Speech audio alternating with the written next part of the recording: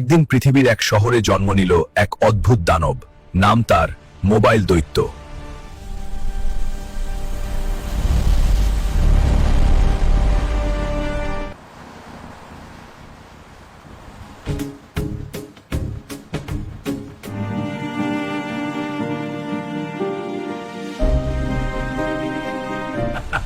ওই শহরবাসীরা, তোমরা তাকাও পর্দার দিকে, আমি শাসন করব তোমাদের জীবন।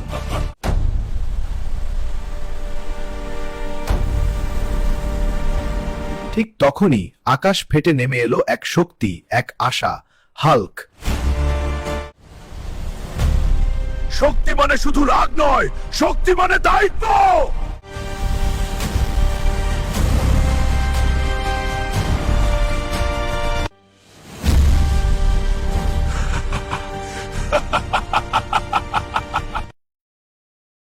কিন্তু হাল্ক বুঝে গেল, এই মোবাইল দানবকে মারলে হবে না, মানুষকে বদলাতে হবে।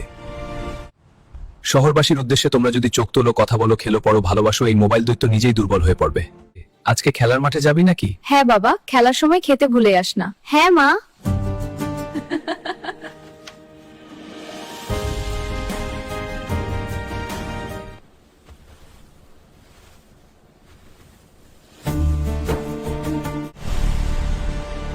আমাকে হারালে তোমাদের সচেতনতা।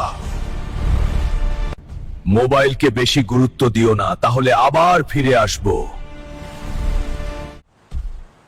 মোবাইল ব্যবহার করো, কিন্তু মোবাইল যেন তোমাকে ব্যবহার না করে।